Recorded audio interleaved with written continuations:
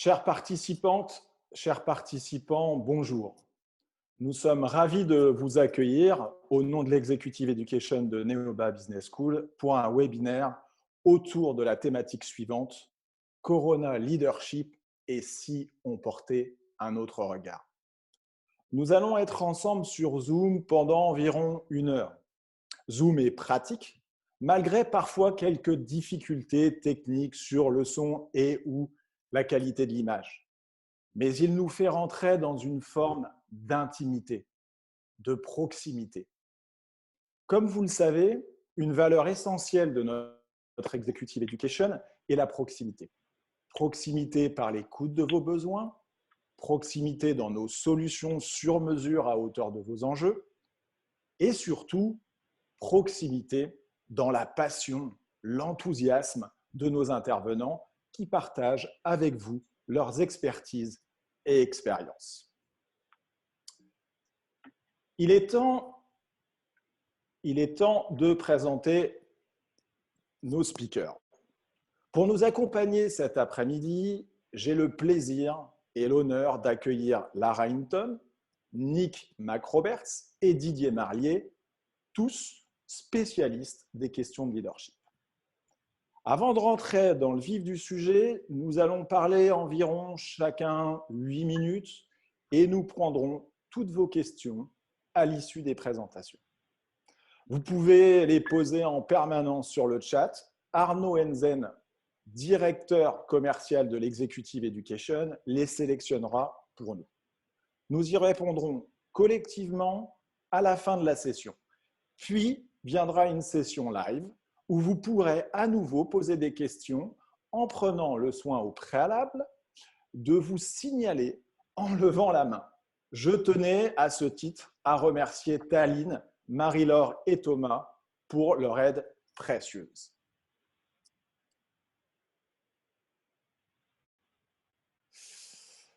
La crise sanitaire a appuyé sur le bouton « Stop ». Le monde s'est arrêté, confiné, engendrant une onde de choc économique d'une ampleur inégalée. Nous sommes entrés en récession. Un mois de confinement coûte environ 3 points de PIB d'après l'INSEE. Chaque journée de confinement conduit à la perte de 2 milliards d'euros pour l'économie française d'après les derniers calculs de l'OFCE. Notre PIB reculera de 8%, du jamais vu dans notre histoire économique. Environ 43 milliards de recettes fiscales en moins pour l'État français, ajoutés aux 110 milliards du plan de sauvetage, plongeant notre déficit public à 9% du PIB contre 3,9% initialement prévu. La machine s'arrête, le chômage en découle naturellement. On tape sur un taux de chômage à moyen terme de 30%. 9,6 millions des salariés du privé mis au chômage partiel, ce qui est quasi un salarié sur 2, pour un coût supérieur à 24 milliards, touchant environ 800 000 entreprises. Ces chiffres macroéconomiques proviennent de la réalité quotidienne sur le terrain de nos entreprises françaises. Pour rappel, l'économie française est une économie de PME dont 90% ont moins de 10 salariés. Elles sont touchées par des problèmes de trésorerie évidents et nombreuses ne s'en remettront pas. Mais ce n'est pas qu'une faillite, c'est un impact psychologique très fort, une vie de travail, un savoir-faire, une histoire, une marque qui disparaissent. Une disparition d'actifs intangibles inestimables. Des secteurs sont plus impactés que d'autres et l'État procédera à des nationalisations. Mais les secteurs les plus touchés, comme les services à la personne, les cafés et restaurants, les lieux de culture, sont au cœur de notre bien-être, basé sur le lien social. Alors, que se passe-t-il sur les marchés financiers ? Les bourses actions ont perdu plus de 25% de leur valeur depuis le début de l'année, malgré une embellie ces derniers jours. Un optimisme sur la sortie du confinement peut-être, ou une forme d'irrationalité qui espère des anticipations autoréalisatrices. Effondrement des matières premières. La consommation de pétrole a chuté à environ 70 millions de barils par jour, avec des volatilités sur les prix complètement hystériques. Le contrat à terme sur le brut américain sur l'échéance mai a clôturé lundi dernier à un prix négatif. Aucun investisseur ne voulant en prendre livraison, faute de capacité de stockage. Des mines qui ferment, de la main-d'œuvre qui manque, la peur d'une pénurie qui réduit les exportations. Le Vietnam a cessé toutes ses exportations de riz et l'absence de débouchés. Le marché obligataire est le seul marché où l'offre et la demande restent très actifs. Les États ont besoin d'emprunter pour financer leur plan de sauvetage et les grands investisseurs institutionnels opèrent un flight to quality en sécurisant leur placement. Et ils sont prêts à payer cette sécurité puisque la France est rémunérée par ses créanciers pour emprunter. Le taux de rendement à 10 ans sur le mois de mars était de moins 0,07%.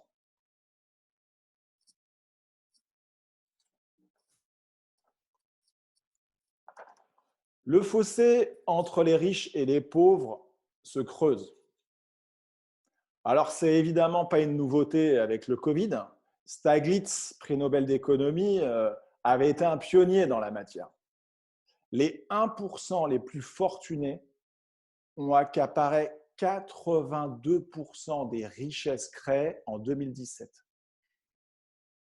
La densité des populations dans certains pays, dans des habitats précaires, rendra impossible le respect de règles strictes de confinement, accélérant ainsi la propagation du virus. La pauvreté ne donne pas le luxe de ne pas travailler grâce à une couverture sociale. Pandémie ou pas, il faudra nourrir sa famille. Le télétravail. On parle de révolution 4.0 et je vous conseille une étude américaine qui montre que le télétravail profite surtout aux cadres supérieurs, aux hauts revenus, au détriment des salariés les moins qualifiés. Enfin, un sujet, un domaine qui me tient particulièrement à cœur, l'éducation. En France, les milieux défavorisés ou ruraux ne sont pas tous en mesure de suivre dans les meilleures conditions l'enseignement à distance de leurs enfants. Dans les pays pauvres, la fermeture des écoles entraînera probablement une très forte déscolarisation. Avant de donner la parole à Lara, je souhaiterais conclure en partageant quelques aspirations. Une solidarité européenne est indispensable. Je suis très favorable au Corona Bonds. Nous devons nous endetter mutuellement avec une garantie collective sans distinction de bonne ou mauvaise politique budgétaire des États. Il faudra rembourser la dette, car oui, une dette, ça se rembourse.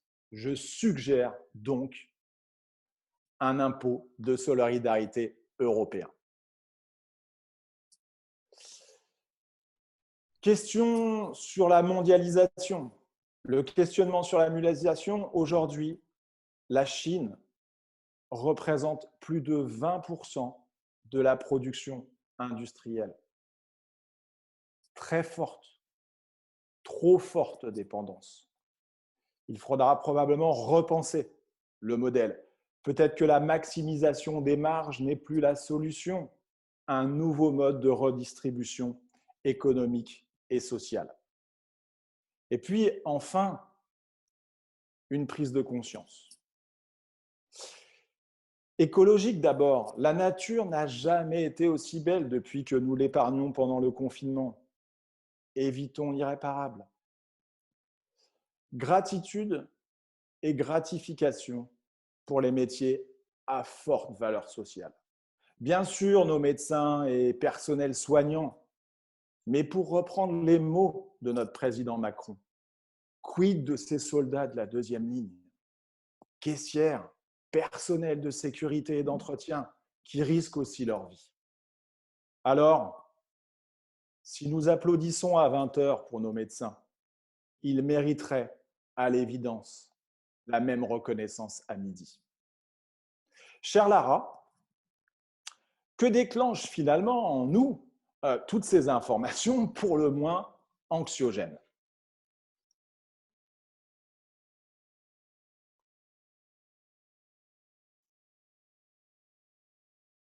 Merci Stéphane. Je me connecte pour pouvoir partager ma présentation. Merci beaucoup. Bonjour à tous, bonjour à toutes. Je suis ravie d'être là avec vous. Comme tu viens de le dire, cette pandémie mondiale réécrit à l'évidence les règles de notre réalité. Mon métier est d'accompagner les PME dans leur vision stratégique et leur développement. Et nos conversations aujourd'hui sont toutes empreintes d'appréhension car le monde de demain est impossible à prévoir. Nous sommes probablement les premiers de l'histoire à assister en temps réel à l'effondrement de ce que nous connaissons. Pendant cette période anxiogène, Stéphane, j'aimerais revenir sur une leçon simple qui est vraiment pas à négliger, c'est notre état intérieur. Et ce que nous sommes, c'est ce que nous décidons. Cette notion est non seulement une réalité, mais elle est capitale à prendre en compte parce que c'est un besoin impérieux de prise de conscience, de réflexion et d'accueil pour être plus performant.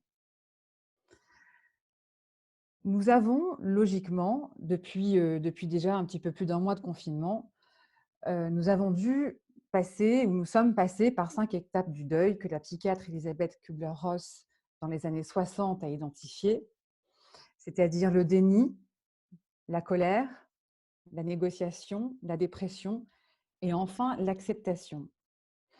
Et c'est ce deuil du passé, c'est-à-dire de ce que nous connaissions, et ce deuil de pouvoir faire la projection vers ce monde inconnu. Mais est-ce que nous sommes sûrs d'être passés par toutes ces phases pour éviter de reproduire les mêmes erreurs dans le futur? Nous avons tous une construction interne qui guide notre manière d'agir et de réagir face aux événements et aux challenges. Nous pouvons décider de ce qui nous arrive en choisissant d'appliquer un état interne immature ou mature. Je souhaiterais décrire ces deux perspectives en utilisant des triangles, comme vous pouvez voir, chacun avec des caractéristiques différentes à leurs angles et qui sont développés à partir du triangle dramatique de Karpman. L'état interne immature, qui se compose de 3 aspects négatifs: la victime, où nous sommes à la merci d'un monde implacable qui nous a volé la réalité, à laquelle nous avons le droit; le sauveur, où nous avons la conviction que la sympathie pour ceux qui souffrent est suffisante, mais nous n'agissons pas; le révolté, où nous blâmons tout le monde, du gouvernement aux personnes s'exonérant de toute responsabilité individuelle, en adoptant ce que nous pourrions qualifier des comportements inqualifiables. Si vous restez coincé dans cet état d'esprit immature, aucun de ces sentiments ou de ces frustrations ne vous aidera à évoluer. C'est totalement autodestructeur. En revanche, l'état interne mature, lui, est radicalement différent, car il nous aide à canaliser notre énergie, celle que nous gaspillons dans des conceptions erronées, et à utiliser pour devenir créatif et positif.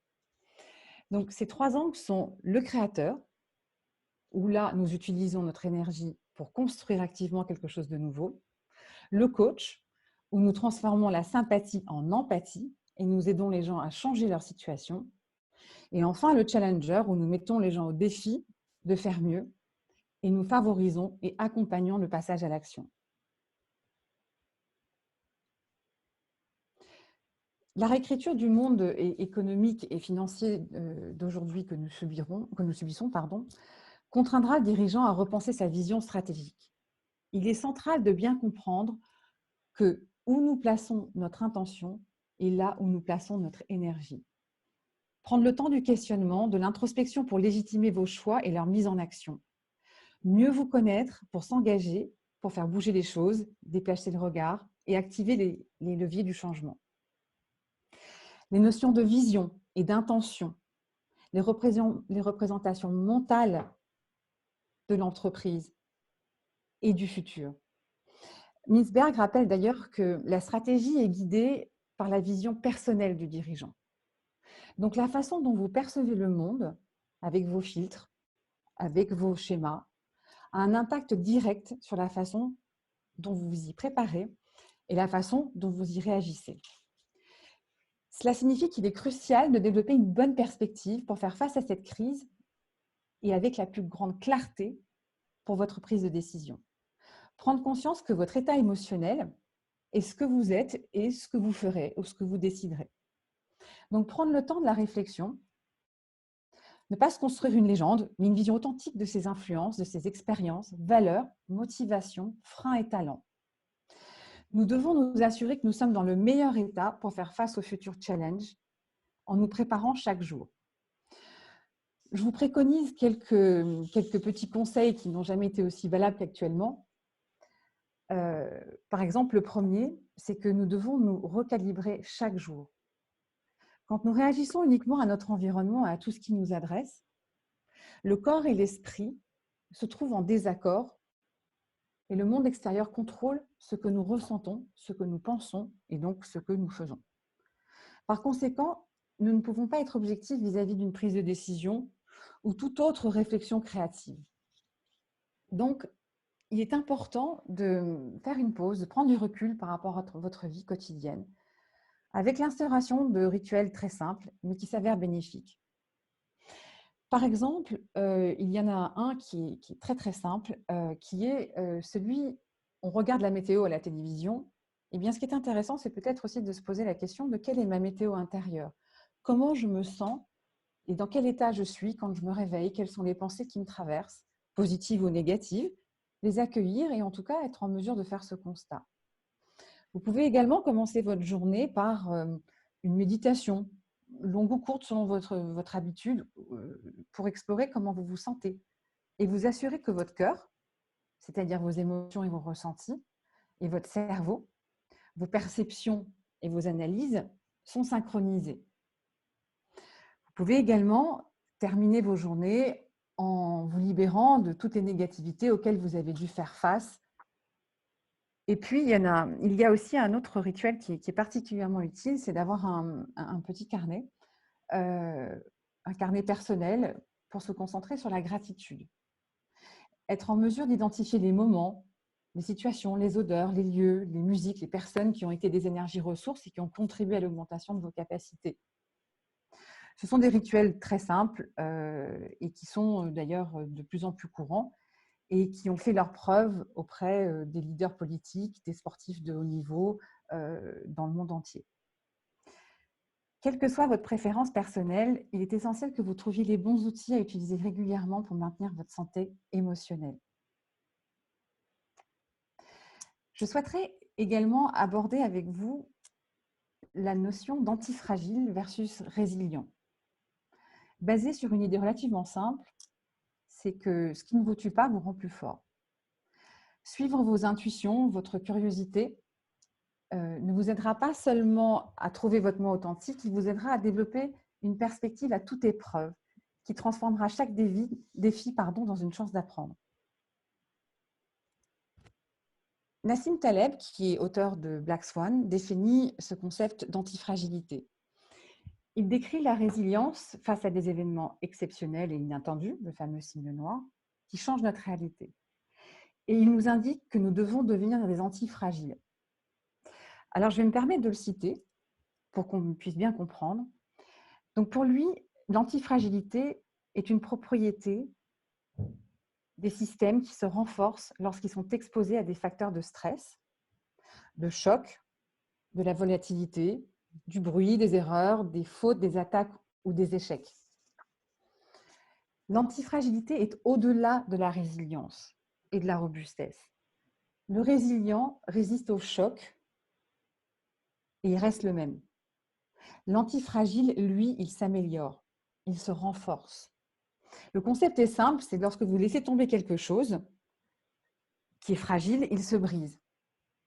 Mais quand vous êtes antifragile, ce qui vous aurait cassé avant vous voit rebondir, mieux équipé, renforcé pour faire face à l'inattendu. Donc, une meilleure connaissance de soi vous amène à cet état en aidant à recadrer les obstacles comme si c'était des opportunités, apprendre quelque chose de nouveau et renforcer votre agilité. Rappelez-vous, tout comme un muscle, votre capacité à résister deviendra encore plus forte si vous l'exercez. En conclusion, pour créer ce déclic, je propose que agir pour une vision stratégique en cohérence avec vos valeurs personnelles et avec le soutien d'une communauté d'experts variés, actrices et convaincus que le changement est possible. Cher Nick, après avoir vu à quel point notre état intérieur impactait notre prise de décision, est-ce que tu pourrais nous éclairer sur un autre point qui s'appelle la pensée critique? Avec très grand plaisir. Merci beaucoup, Lara, et donc bonjour à tout le monde. Du coup, en effet, je vais vous parler de la pensée critique, mais cette expression, c'est à la fois un peu bizarre, ésotérique, et il y a le mot critique dedans. Donc, je vais commencer plutôt par parler d'un sujet qui est très important pour nous tous dans ce contexte de la crise, la prise de décision. Et à l'heure actuelle, je n'aimerais pas être au gouvernement d'un pays parce que la prise de décision est au cœur des problématiques. Mais la question centrale et le défi de tout leader, c'est comment prendre de bonnes décisions dans ce contexte de crise. Alors que les choses vont si vite, qui changent quasiment tous les jours, comment être sûr de ne pas prendre des décisions hâtives ou contre-productives?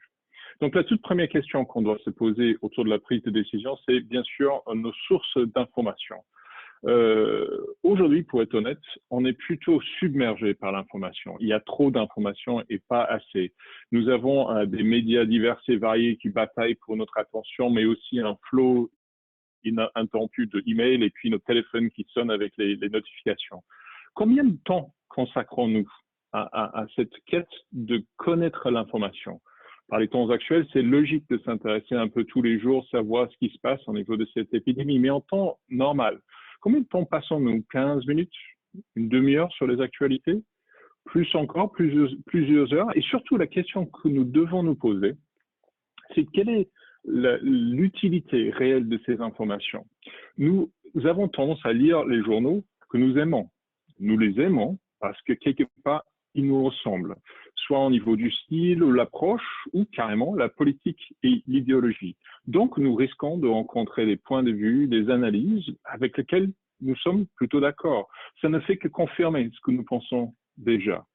À quelle fréquence, par exemple, est-ce que vous lisez un même sujet un peu polémique, à la fois dans Libération et dans Figaro? C'est surtout important si vous avez un avis très tranché sur un sujet. Si vous avez un avis très fort, c'est essentiel de se poser des questions. Mais comment je saurais si j'avais tort? Quel fait ou argument pourrait me faire changer d'avis? Le philosophe Karl Popper a dit que si on a du mal à trouver ces arguments précis soi-même ou ces faits qui pourraient nous faire changer d'avis, alors on a affaire à une croyance irrationnelle et non pas à une position raisonnable et rationnelle. Alors, je vous propose un petit test de culture générale, si je puis dire. Au cours des 30 dernières années, la proportion de la population mondiale vivant dans l'extrême pauvreté a-t-il augmenté considérablement? Est-ce qu'il est resté à peu près la même ou est-ce qu'il a diminué de moitié? Je vous laisse quelques secondes pour réfléchir. Qu'est-ce que vous sentez? Qu'est-ce que vous pensez? Si vous avez choisi C, vous êtes d'accord, ce rapport des Nations Unies montre que entre 1999 et 2015, très précisément, la pauvreté dans le monde a diminué de 47% à 14%, soit en fait plus encore que la moitié. Mais ce n'est forcément pas l'information qu'on aura si on lit les quotidiens. Parce que, à travers le biais des quotidiens, nous avons tendance à avoir une vision du monde un peu pessimiste, même catastrophiste. Et c'est pour une raison évidemment très simple. Personne ne peut vendre des journaux avec des grands titres comme ça. Tout va bien, les choses progressent lentement dans la bonne direction. Alors, on doit d'abord s'armer un peu contre cette vision négative et pessimiste du monde en complétant nos sources d'actualité avec des questions de fond et des documents de fond. Mais en qui peut-on avoir confiance? Est-ce qu'il faut avoir confiance en l'autorité ou est-ce qu'il faut systématiquement s'en méfier? Évidemment, les deux positions posent un problème. Aujourd'hui, on ne peut pas dire tout ce que dit Trump est faux. Trump, tout comme une montre cassée, peut avoir raison de temps à autre. Mais d'autre côté, choisir un expert et croire aveuglément tout ce que dit cet expert pose aussi d'autres problèmes. Est-ce qu'on doit plutôt croire ce qu'on lit dans les grands médias comparé aux réseaux sociaux? Si vous voyez l'article suivant sur Facebook, qui dit qu'il y a un faux rocher de l'expédition sur la Lune qui a été donné au gouvernement hollandais en 69 par Neil Armstrong. Si vous voyez ça sur Facebook, peut-être comme moi, vous diriez, bon, forcément fake news. En revanche, si vous le voyez sur le BBC, ça change forcément notre approche à la question. Si je vous montre une photo de ce Neil Armstrong et Buzz Aldrin en train de faire semblant d'être sur la Lune, dans ce qui est clairement un studio, on voit même le hangar et les lumières de tournage, diriez-vous, vous êtes cinglé, c'est sur moonlandinghoax.com. Et si je vous dis que cette photo provient de la NASA? Donc la question, c'est comment savoir avec les fake news? Si je vous montre cette photo-là, on dit en se fiant à ses instincts et son expérience, mais forcément, ça a été photoshopé, forcément, ces dons sont pas réels, mais cette biche, le tufted deer, existe vraiment et vit en Chine centrale, peut-être par coïncidence. Donc, comment savoir? Est-ce que si on ne peut pas se fier à nos instincts et notre expérience? Le 15 mars, certains s'en souviennent peut-être, il y avait des bruits qui commençaient à courir sur les réseaux sociaux en France d'un confinement généralisé. À l'époque, vous y croyez pas. En tout cas, il y avait des messages comme ça qui circulaient sur WhatsApp. C'est ma belle-fille qui m'a appelé en disant, il paraît qu'on va être confiné, l'ami de la mère d'une amie qui travaille dans le secteur hospitalier, blablabla, bla, bla, bla, et j'ai un peu rigolé. J'ai quand même été googler ça et j'ai vu tous les grands médias, suite à des démentis de l'Élysée, expliquer que c'était pas vrai, c'était des fake news, il n'y aura jamais de confinement général, ou en tout cas pas pour l'instant, alors que clairement, ils le préparaient. C'est en définitive, et à mon grand désarroi, ma belle-fille et les réseaux sociaux qui avaient les vraies informations avec presque 48 heures d'avance. Alors, comment savoir? Comment vraiment faire la différence? Et je dirais que c'est plutôt une question personnelle. En tant que leader, comment être sûr que vous êtes ouvert et vous pouvez évaluer des idées qui viennent d'ailleurs? Fort heureusement, la science nous a proposé des boîtes à outils puissants, la logique, la mathématique, les probabilités, pour essayer de vérifier ce que nous croyons savoir du monde. Je vous propose encore un petit test très actuel dans la situation. Imaginons que la population, 10% de la population générale a le Covid-19. Imaginons que nous avons un test qui identifie correctement les personnes infectées et non infectées dans 90% des cas. Si quelqu'un teste positif, alors, quelle est la probabilité que cette personne soit réellement infectée? Je vous laisse quelques secondes. Si vous êtes tenté de dire 90%, vous êtes dans la majorité, mais vous vous trompez. La bonne réponse est 50%. Alors, vous allez, si on était en salle, vous vous jurerez en disant non, c'est pas vrai, c'est forcément pas ça. Pour expliquer pourquoi c'est 50 et non pas 90%, je pourrais passer par le théorème de Bayes et toutes les formules qui permettent, mais je propose plutôt un exercice visuel. Voilà, 100 personnes. Les personnes en blanc n'ont pas le virus. Les personnes en vert l'ont. Donc, il y a 10 personnes, 10% de la population qui a le virus. Notre test les identifie correctement à 90%. Donc, parmi les personnes non infectées, on va avoir 10% de fausses positives. Les 9 personnes-là blancs qui auront des tests positifs alors qu'ils l'ont pas. On aura un fausse négative, une personne qui l'a vraiment, mais qui a un test qui dit qu'il l'a pas. Et donc, le nombre total de personnes qui testent positif, c'est 9 personnes qui l'ont et 9 personnes qui l'ont pas, soit 50%. Mais c'est tellement contre-intuitif. Nos cerveaux de préhistoriques, d'hommes et de femmes préhistoriques ne sont pas câblés pour ces choses-là. Donc, quelques préconisations, moi aussi, à mon tour, dans cette période difficile.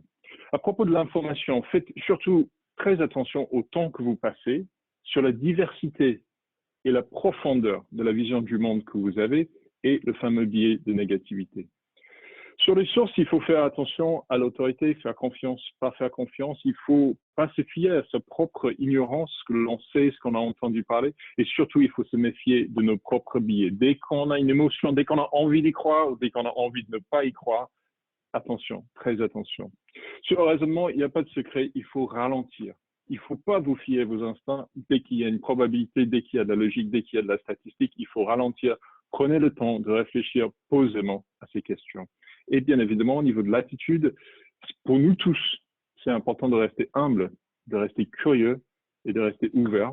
Je crois que nous ne sommes pas au bout de nos surprises collectivement dans cette crise et en bien d'autres. Avec ceci, je passerai donc la main maintenant à Didier qui nous parlera de comment être un leader dans ce monde changeant et complexe.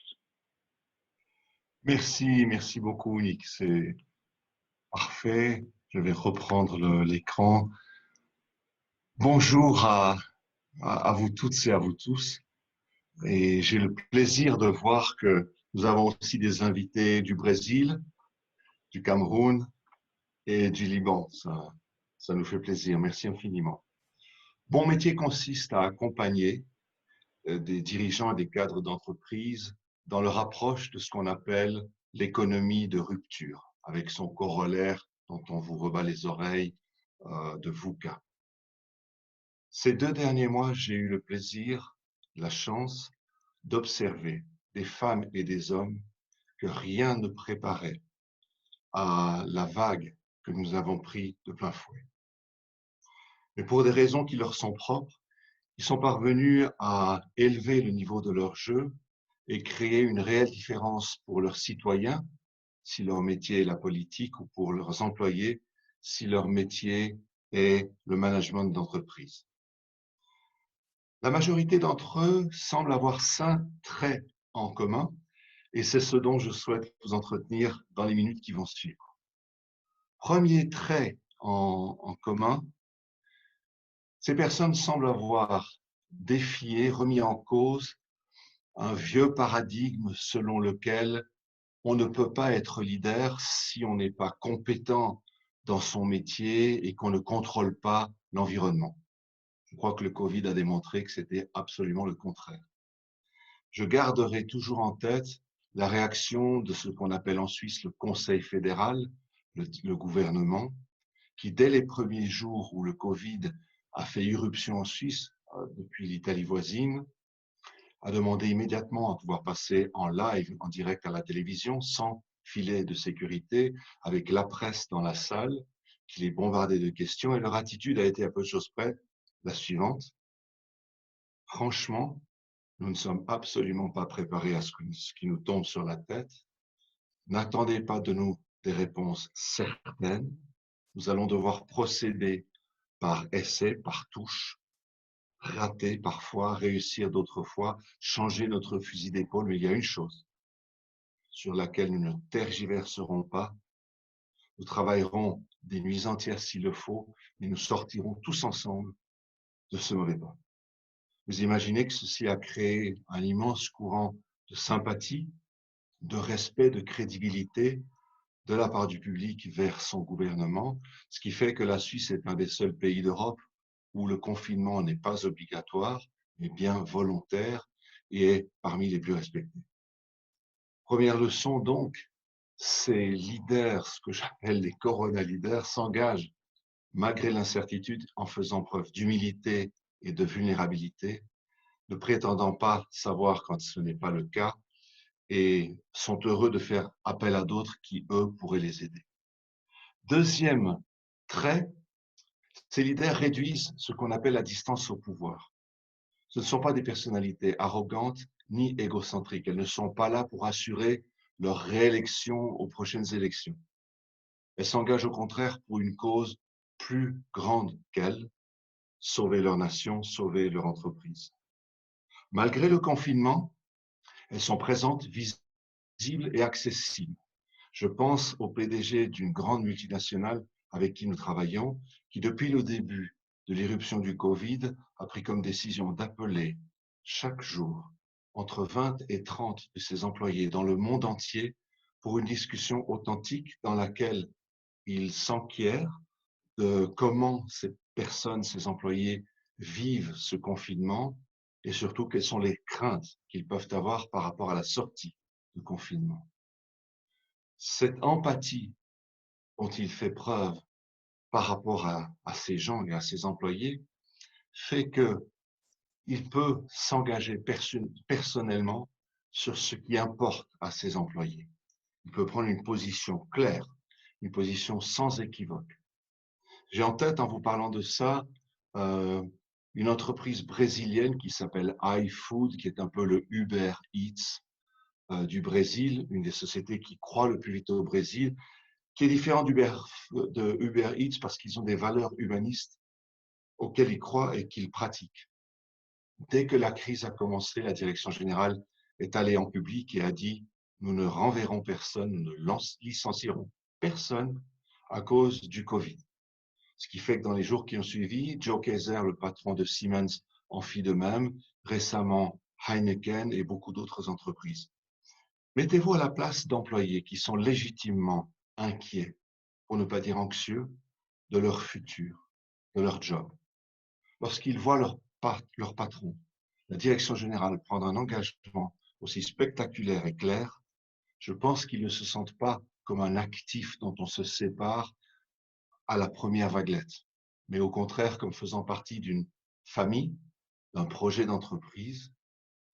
Et le goodwill qui est créé n'est pas seulement créé auprès des employés, mais aussi auprès de la société dans laquelle se trouve cette entreprise, auprès de ses fournisseurs et de ses clients.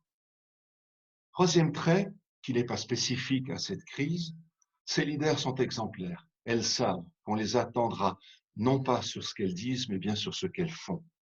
Elles savent qu'elles seront sous la loupe et donc ont conscience de l'impact de leur rôle. Elles ne se lancent pas dans une opération marketing, relations publiques ou de communication. Elles croient, elles vivent, elles sont leur message. Très différent des ministres de la Santé, si vous vous rappelez, néo-zélandais ou écossais, qui, après avoir enjoint à leurs concitoyens de respecter les lois de la distanciation et du confinement, ont été pris en flagrante par des paparazzis avec leurs amis dans leur résidence secondaire. Dernière, qui est peut-être une des plus importantes, ils ne regardent pas vers la sortie du confinement avec l'urgence de retomber dans la même économie non durable et certainement très peu égalitaire. Ils savent que le Covid n'est qu'une vaguelette comparée au tsunami que nous allons prendre de plein fouet. Pensez au tsunami alimentaire. Hier, l'Agence des Nations Unies contre la faim dans le monde a annoncé que nous allons vers une famine de dimension, ont-ils dit, biblique. Cette famine a déjà commencé dans l'Ouest africain, dans des régions pourtant non connues pour la famine. Les Nations Unies prévoient que la famine touchera sans doute l'Europe, l'Amérique latine, l'Amérique du Nord et des parties d'Asie qui d'habitude ne sont pas touchés par ce phénomène. Et vous vous rappellerez sans doute avec moi la classe, l'élégance, le savoir-vivre que nos congénères ont démontré dans la crise dramatique du papier hygiénique. Vous imaginez quels seront les comportements lorsqu'on parlera de nourriture et que là, il y aura vraiment rupture dans le supply chain. Inégalité sociale. Pensez-vous sérieusement que nous pourrons faire l'économie d'une réflexion approfondie sur ce qu'est la valeur d'un job, sur ce qu'est un métier? Lorsqu'on compare, pour moi, le sommet de l'obscénité, les salaires de Neymar, Messi et Mbappé, de certaines stars ou de certaines stars du business system, des cadres dirigeants, au salaire aux lance-pierres, des infirmières, des caissières, des taxis d'Uber, etc. Pensez-vous réellement que ce système est durable et peut continuer. L'économie. Certes, nous allons devoir engager des milliards, trillions en anglais, de dollars et d'euros pour relancer l'économie. Comment et sur qui allons-nous investir? Je suis un grand utilisateur d'avions, j'en ai besoin pour mon travail, je me déplace dans le monde entier. Je souhaite vraiment que le gouvernement français ne laisse pas tomber Air France, ni le gouvernement helvétique, suisse où j'habite. Et si c'est pour les financer de manière inconditionnelle, non. Quid de poser des conditions extrêmement strictes au niveau de l'environnement, telles que d'ici 5 ans, aucun de vos avions ne polluera lorsqu'il sera en vol. J'ai néanmoins des raisons d'être un peu inquiet quand je lis l'interview de Monsieur le maire récemment qui dit les 4 critères de ces investissements par le gouvernement français seront priorité aux biens d'investissement, priorité aux secteurs les plus touchés, priorité au soutien de la demande, priorité à la condition européenne, à la coordination européenne, sans mentionner nulle part l'environnement. Idéologie, qui gagnera la guerre du Covid-19? Je parle de la guerre des cœurs.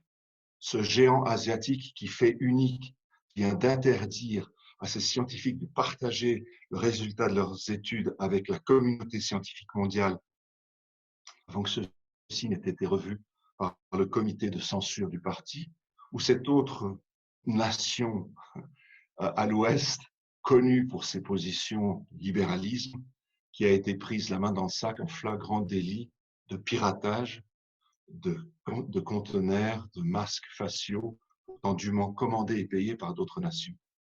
Enfin, environnemental. Qu'allons-nous faire avec cette épée de Damoclès? Allons-nous démontrer la même léthargie qui fait que c'est une enfant de 16 ans qui doit nous rappeler à nos devoirs? Ou allons-nous avoir l'intelligence, le courage, la vision, la détermination d'agir avant qu'il soit trop tard? Parce que le jour où le tsunami environnemental aura été déclenché, ce ne sont pas des confinements qui vont nous sauver. Voilà les 5 traits principaux observés dans ces leaders. Elles restent leaders même dans l'incertitude. Ils sont présents, visibles et accessibles malgré le confinement. Elles s'engagent par rapport aux craintes de leurs employés ou de leurs citoyens. Ils sont leur message et elles s'apprêtent à réinventer l'économie. Voilà ce que je souhaitais partager avec vous. Je vais te repasser, Stéphane, je crois, l'écran et la parole pour nous permettre de répondre aux questions. Alors, merci beaucoup pour toutes ces présentations. Arnaud va maintenant nous remonter collectivement les questions qui sont tombées sur le chat. Donc, je passe la parole à Arnaud. Merci à vous 4 pour vos présentations. Merci Stéphane. Nous allons passer maintenant donc aux questions du chat. Alors, la première question, c'est pour toi Stéphane. Si tu peux nous préciser de combien a chuté la production de pétrole par jour et est-ce la même chose en Europe et aux États-Unis? Merci Arnaud pour cette question dans le vif du sujet immédiatement. En gros, ça a chuté de 30%. On est à peu près en consommation à 100 millions de barils par jour. On est passé à 70. Mais c'est moins la baisse de la production qui est intéressante. C'est l'hystérie sur les prix, comme je le disais en fait. J'expliquais qu'on avait coté des prix négatifs. Moi, je serais ravi de pouvoir rentrer dans une boutique, choisir un très bel objet et non seulement on me le donne, mais en plus on me paye. C'est assez irrationnel économiquement. Et pour être assez technique, non, c'est assez différent en fait en Europe et aux États-Unis.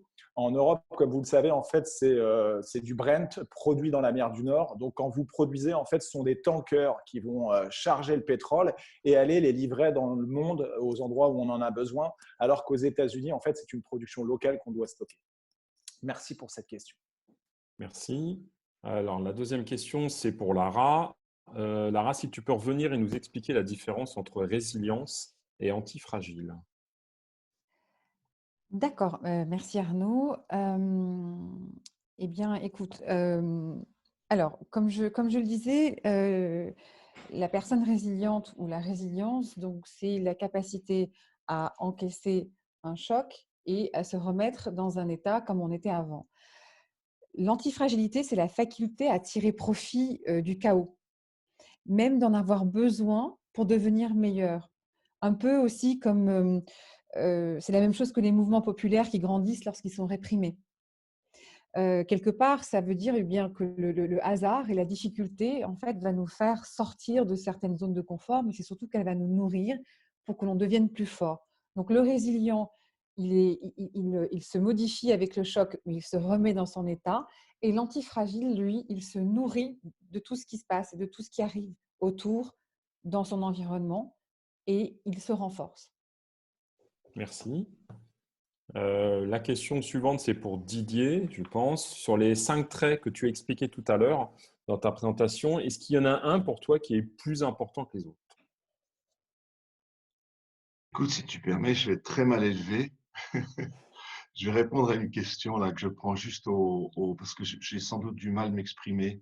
Et je reviendrai après à ta question, Arnaud, si tu veux bien la garder dans le frigidaire pour plus tard. Mais il y a une question que je vois passer. Sans tomber dans les travers sexistes de comparaison homme-femme, y a-t-il des observations spécifiques à la manière de gérer la crise par des leaders, femmes ou hommes? Effectivement, je crois qu'il faut faire attention des simplifications. Je crois pour le moment, on voit simplement on constate qu'il y a en général une manière très, très différente de gérer cette crise, que l'on soit Madame Merkel, la première ministre finlandaise, qui est une jeune femme de 37 ans, la première ministre islandaise, néo-zélandaise, Madame Ardern, la première ministre de Taïwan, etc. En général, ils font un très bon score. Mais il y a aussi quelques hommes qui font du bon travail. Le Premier ministre portugais, le Premier ministre canadien, M. Trudeau, le Premier ministre italien, M. Conte. Donc, ça va des deux côtés. Je crois que c'est surtout dans la manière dont on fait. Le fait-on de manière machiste, égocentrique, et je crois qu'on a quelques leaders au Brésil, aux États-Unis ou en Angleterre qu'on connaît trop bien, ou le fait-on de manière humaine, humaniste, et en suivant un peu ces 5 traits observés sur tous ces leaders. Je ne sais pas si je réponds à la question. Merci Arnaud. Et on pourra garder la mienne pour plus tard si tu veux. Non, bah écoute, vas-y. Alors, sur les 5 Écoute, alors traits. sur les 5 traits, bien sûr qu'ils sont tous importants. Les premiers visent à calmer les gens. Je dirais que le plus important est le dernier. Une crise est quelque chose de trop important pour la perdre. Nous avons une économie ruinée. Allons-nous essayer de reconstruire la même économie bancale ou allons-nous vraiment refaire une économie durable et une économie beaucoup plus égalitaire? Donc, je dirais que la 5e capacité est sans doute la plus importante à l'heure qui est. Merci Didier. Une petite question pour Nick. Quand tu parlais tout à l'heure des sources d'informations, en fait, est-ce qu'il y a une des sources que tu trouves plus fiable que d'autres? Oui, j'ai vu cette question passer dans le chat. C'est une très bonne question. J'en profite juste avant pour féliciter Mathieu Robe, qui visiblement a eu la bonne réponse de 50%. Je ne sais pas si c'était avant ou après que je montre à la bonne réponse, mais Avant. parce que je suivais pas. C'était avant, alors bravo, Avant. super. Il y a quelqu'un qui prend fort. le temps de réfléchir bien, et bravo à Mathieu. Pour la question des sources impartiales, je dirais plusieurs choses. Il y a d'abord des cartons jaunes et rouges à attribuer. Quand vous lisez des sources, il y a des sources d'informations qui commettent à répétition des infractions à la déontologie journalistique, ils jouent fast and loose avec les faits, et on peut en faire une petite liste des choses, ou même un regret. Il ne faudrait pas faire confiance aveuglement parce qu'on sait qu'ils ne traitent pas ça au sérieux. Je ne dresse pas une liste complète, mais je pense que chacun a tout de suite en tête quelques sources d'informations. Je parle même parmi les sources presse, les médias qui sont très, très partisans et donc pas source d'information impartiale. Malheureusement, même parmi les grands médias, aujourd'hui, la tentation de citer, par exemple, Trump hors contexte, de montrer le moment dans les 2 heures de press briefing où il dit une grosse bêtise, nuit un peu à cette impartialité, parce que si ça m'est arrivé récemment, si on regarde Trump en entier, c'est vrai que le moment de bêtise est problématique, mais dans le contexte moins que ce qu'on pourrait imaginer que si on le cite hors contexte et qu'on martèle vraiment. Donc, je dirais qu'on ne peut pas croire aveuglement une source ou une telle. Et même quand il n'est pas question de citer leur contexte et d'avoir un agenda politique, les informations vont tellement vite que les grands quotidiens et les chaînes de télé ont du mal à avoir raison. Sur la question du confinement, ils donnaient l'information qui était juste le 15 mars, 3 heures plus tard, ils étaient en train de mettre à jour leurs articles parce que l'info va vite. Je dirais surtout le suivant. Lisez une grande variété de sources et surtout, méfiez-vous lorsque ce que vous lisez est source de grande joie ou de grande peur. Parce que ça veut dire quelque part qu'il y a un biais en soi qui s'active et on sera tenté d'aller chercher d'autres articles qui nous confirment que ce soit une théorie positive ou négative. Donc, lisez le plus de sources possible, recoupons-les. On ne peut pas le faire tout le temps, évidemment, le temps est trop court, mais il faut surtout se méfier à ses propres biais et pas passer notre temps à épingler les uns et les autres. Ok, Nick. Une question pour Didier sur l'humilité et la vulnérabilité chez un leader. Sont très souvent perçues comme des faiblesses pour les personnes qui n'ont pas ces valeurs. Qu'en penses-tu? Oui, je crois qu'on confond souvent vulnérabilité avec faiblesse, avec fragilité. Ce n'est pas du tout le cas. Une personne qui est humble est une personne qui est forte. Une personne qui est humble reconnaît ses erreurs, peut les mettre derrière elle et avancer. Je crois que de nouveau, dans les leaders que je citais, il y en a un qui me fascine assez ces temps-ci, Boris Johnson, qui, c'est une opinion personnelle et je suis tout à fait d'accord qu'on ne soit pas d'accord avec moi, mais qui était plutôt quelqu'un d'assez arrogant et je pense qu'il a plongé son pays dans un chaos. Depuis qu'il a testé lui-même ce que c'était que le coronavirus, son attitude semble avoir changé et lui donnant beaucoup plus de crédibilité et d'empathie de la part des gens. C'est assez intéressant de voir comme la nation anglaise s'est rassemblée derrière lui, même ceux qui ne l'aimaient pas, quand ils l'ont senti en position de vulnérabilité. Donc la vulnérabilité n'est pas de la faiblesse, c'est vraiment de la force, de la puissance de la part de quelqu'un qui peut se le permettre parce qu'elle sait qu'elle a de la réserve derrière elle. Merci Didier. J'ai une question pour Lara sur la résilience. La résilience fait appel à la notion d'acceptation. Que dirais-tu pour l'antifragile? Doit-on accepter, digérer pour rebondir ou dépasser est plus important que le temps passé à digérer et à en prendre en compte? Alors en fait, la résilience, et c'est vrai, donc je vois le message, hein, qu'effectivement c'est un mot qui est beaucoup utilisé de nos jours. La résilience, en fait, c'est cette capacité c'est un terme de physique, en fait, hein, c'est cette capacité de pouvoir encaisser un choc et qui n'ait pas d'impact et de se remettre dans sa forme initiale. Il y a cette confusion. Alors moi, je dirais que, bien entendu qu'il faut accepter. Et accepter ne veut pas dire se résigner, mais en tout cas, quand on a l'environnement ou des événements qui arrivent, etc., c'est effectivement d'être en mesure de les accepter, de les digérer et de bien comprendre comment on fonctionne intérieurement, hein, c'est ce qu'on disait, c'est comment on va réagir face à ça, quelles sont les valeurs que ça peut toucher chez moi, qu'est-ce que ça fait résonner physiquement chez moi, puisqu'en fait on est un tout avec notre cœur, avec notre esprit, avec notre physique. Et donc, quelles sont à la fois les choses négatives que ça m'apporte, mais également quelles sont les opportunités de force et de ressources que je vais pouvoir aller puiser en moi. Et comme je disais, en fait, ce qui ne nous tue pas nous rend plus forts.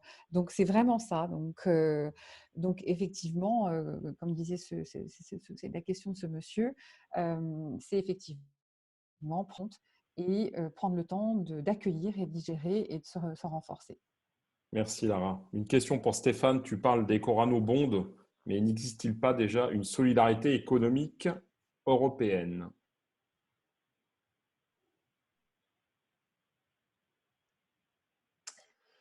Merci Arnaud. Vaste question. Bien sûr qu'il y a une solidarité européenne existante, ne serait-ce que le budget européen. Le budget européen, aujourd'hui, le plus gros contributeur du budget européen, c'est évidemment l'Allemagne, 10 milliards d'euros, et qui reçoit très peu. Donc, vous allez avoir la Grèce qui va recevoir à peu près l'équivalent de 4,7 milliards par an. Donc, il y a déjà une solidarité un peu de ce qu'on pourrait appeler des pays les plus riches envers les pays les plus pauvres. Et c'est probablement d'ailleurs aussi ce qui avait fait accélérer la sortie de l'Angleterre en ayant cette frustration de contribution et de réception en retour. Le deuxième point de solidarité évident, c'est la création de la Banque centrale européenne. La Banque centrale européenne, sans être trop technique, fait quelque chose qu'on qualifie de quantitative easing. Un quantitative easing, c'est quoi? La banque va aller acheter sur les marchés obligataires, donc elle achète des obligations, et quand vous achetez une obligation, le prix de l'obligation va monter, et la conséquence, c'est que le taux d'intérêt va baisser. Et donc, d'un coup, vous rendez le coût de financement pour l'État concerné beaucoup moins cher. Bon, et puis après, on a ce qu'on appelle, et ça je ne vais pas rentrer dans le détail, mais Madame Merkel est beaucoup là-dessus sur le mécanisme européen de stabilité, qui a à peu près, je crois, un budget alloué autour de 240 milliards d'euros et qui permet en fait de se financer. Mais là, c'est le pays en tant que tel qui se finance dans des conditions qui sont plutôt privilégiées et sans aucune garantie. Merci. Merci Stéphane. On va passer à la dernière question pour Nick. Il y en a d'autres qui tombent, mais du coup, je vais laisser après la parole à Taline qui va lancer le live. Nick, un leader a pour vocation la réflexion et prise de décision. Or, cela présuppose une connaissance lucide du réel et donc du temps et de l'énergie. À partir de quel moment pouvons-nous dire, bon, j'ai assez d'informations pour réfléchir par moi-même et décider avec intelligence et indépendance? Très bonne question. C'est une excellente question. Je l'avais vu passer sur le chat aussi. Je vais répondre rapidement en deux parties. Le premier, c'est si vous regardez un peu les questions de quand prendre des décisions par rapport aux informations, il y a eu beaucoup de recherches, notamment en théâtre de guerre, dans le contexte militaire où les informations sont par définition émergentes et une tentation de rester en paralysie trop longtemps. Si on a encore plus d'informations, peut-être on pourra avoir le mouvement de troupes juste. Ils se sont rendus compte, je vous envoie par exemple sur Team of Teams de Stanley McChrystal, que si on a 80% des informations et qu'on veut encore allouer quelques jours pour avoir 90%, la décision est moins bonne. Et en fait, il fallait plutôt descendre et commencer à être prêt à décider vers 60% d'informations. Enfin, c'est des idées comme ça à la louche, mais qu'il fallait, dès qu'on avait une prépondérance, commencer à prendre la décision et pas attendre d'avoir toutes les informations, le paralyser par l'analyse. En même temps, pour votre question, il y a deux choses à distinguer dans notre propre prise de décision. Des faits, donc évidemment carton rouge, carton jaune, être sûr qu'il n'y a pas de faits qui rentraient dans votre considération qui soient fausses. Donc être sûr qu'il y a des sources qu'on peut pister, qu'on a des données derrière ce qu'on croit être des faits. Et tout le reste, donc c'est en anglais assumptions ou des hypothèses. Et c'est très important dans le processus de raisonnement d'identifier clairement ses propres hypothèses pour pouvoir se demander, avant de prendre la décision finale, et si je me trompe sur ça, et si je me trompe sur ça. Je cite un interview très intéressant, le célèbre interview avec Elon Musk où il fume un joint avec Joe Rogan, où il parle de lancement de Tesla en disant « j'avais 3 hypothèses dont j'étais sûr en lançant Tesla. Les 3 se sont avérées fausses successivement. » Donc justement, l'agilité de se poser à l'avance, qu'est-ce qui se passe si je me trompe et comment est-ce que je peux modifier? J'espère que ça répond un peu à la question. Merci Nick. Écoute Taline, je vais te passer la main aux 2-3 personnes qui ont posé des questions sur le chat où on n'a pas pu répondre. Je vais vous laisser du coup le faire en live. Taline, à toi. Bonjour à tous. Donc effectivement, on va passer aux questions-réponses en direct. Pour cela, je vous invite à lever la main. Petit rappel pour ceux qui ne sont pas familiers avec Zoom, il vous suffit de cliquer sur le bouton participant en bas de votre écran et va s'afficher sur la droite une petite main bleue sur laquelle il faudra cliquer pour demander la parole et je vous donnerai ensuite la parole. Donc n'hésitez pas, c'est à vous, on vous écoute. Ne me faites pas la chose qui me fait paniquer, c'est de rester pendant 3 minutes dans un terrible silence. L'extraverti que je suis ne supporte pas. Ah, on a quelqu'un. Merci Will. Alors, une question de Will. Will, je vais activer votre micro et c'est à vous.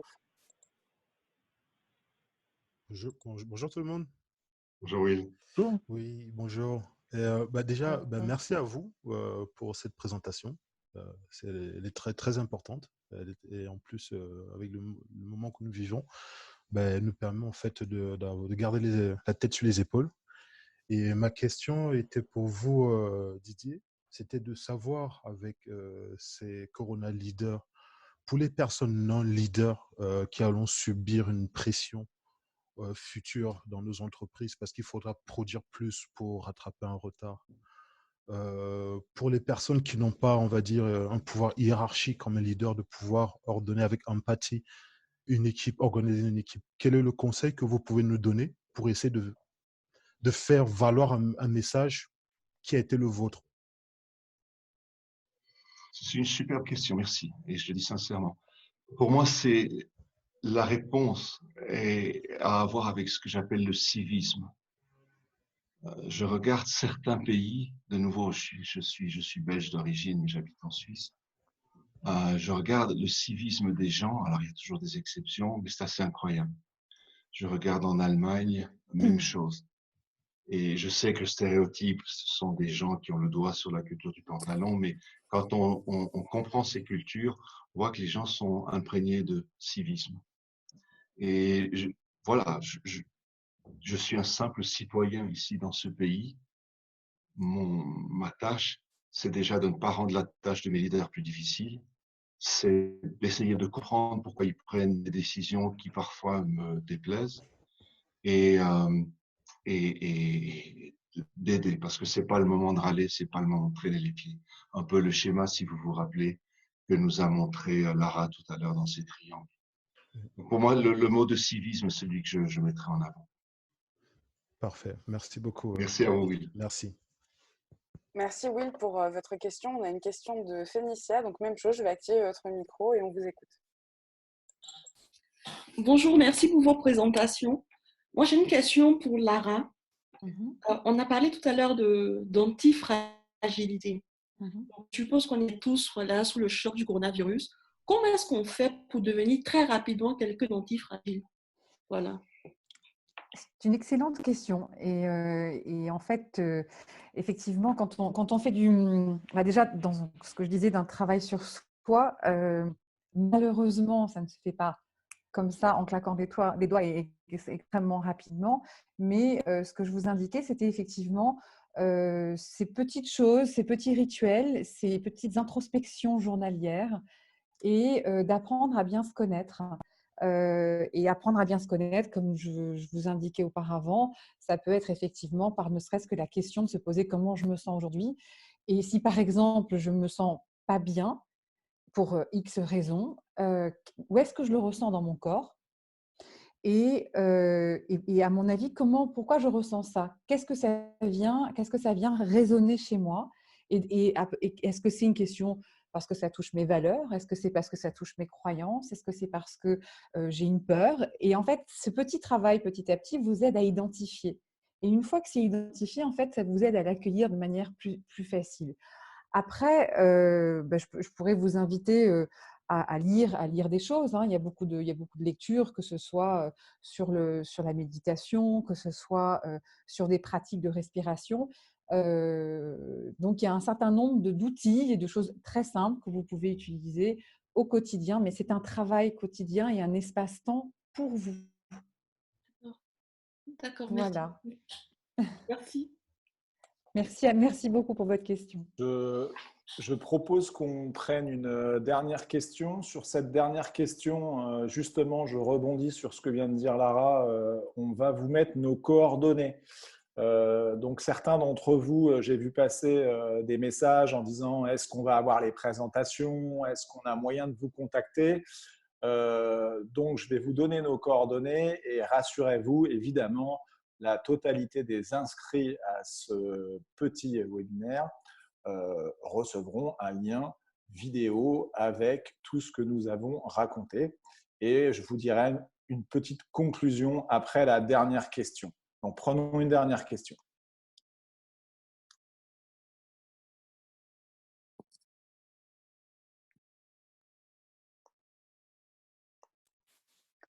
Pour compléter un petit peu ce que disait Lara, j'ai vu passer une question. Savoir si tu avais un ouvrage, un livre à recommander pour avancer sur ce travail, sur le travail sur soi. Alors, il y en a beaucoup, puisqu'en fait, il y a des méthodes différentes. Après, il faut, ce qui est intéressant, c'est de se dire, voilà, est-ce que je connais, est-ce que je suis totalement, entre guillemets, vierge de toute connaissance dans ce domaine-là? Et auquel cas, il y a des choses il y a des petites choses, il y a des applications comme par exemple mon petit bambou sur téléphone où on apprend simplement la méditation. Vous pouvez également vous inspirer de tout ce qui est autour du mindfulness. Il y a aussi énormément de livres là-dessus. Vous avez aussi parfois sur Facebook ou sur YouTube, vous avez des échanges, des gens qui donnent des cours très rapidement. Il y a également d'autres techniques. On peut s'intéresser, il y a beaucoup de choses intéressantes avec toutes les pensées en Asie. Donc, tout ce qui peut tourner autour du bouddhisme, tout ce qui peut tourner également autour du yoga. Donc là, c'est vraiment, et l'idée aussi, c'est vraiment de se dire, voilà, il y a le corps, il y a l'esprit, il y a le cœur, c'est-à-dire nos émotions, et il y a le corps. Et tout ça est un ensemble indissociable, puisque du coup, on est gouverné par nos émotions et on est gouverné par ce qu'on ressent et l'information qu'on reçoit de l'extérieur, avec nos filtres, avec nos peurs, avec nos références culturelles, familiales, expériences professionnelles, etc., etc. Et donc, du coup, ce qui est important, c'est aussi de s'écouter. Et par exemple, si je lis quelque chose et je dis « Ah, tiens, ça ne résonne pas trop chez moi », ce n'est pas grave. Il faut passer à autre chose. Parce que du coup, on n'est pas tous pareils et on n'est pas tous intéressés par les mêmes choses. Mais je pourrais, s'il y a quelque chose qui… peut-être mettre quelques petites notes après, Stéphane, je ne sais pas. Si la présentation est envoyée, on pourra peut-être mettre quelques références si c'est possible. Merci, merci Lara. Alors, on est au terme de ce webinaire. Donc, je voulais dans un premier temps évidemment remercier Lara, Nick et Didier pour leur implication dans l'executive education qui contribue très largement à la qualité de notre activité et aussi évidemment pour leur enthousiasme. Mon ami Arnaud pour la qualité de ses questions et son habileté à lire le chat. Taline pour les peu de questions que tu as eues en live, mais que tu as traitées merveilleusement. Donc voilà, je voulais vous le saluer sur ces quelques mots, tout en vous en signalant un dernier. Nous nous retrouverons parce que nous espérons créer un épisode 2, évidemment, de ce premier webinaire. À très bientôt, portez-vous bien et gardez la vie telle qu'elle est. Merci Stéphane, merci à tous. Au revoir, merci beaucoup.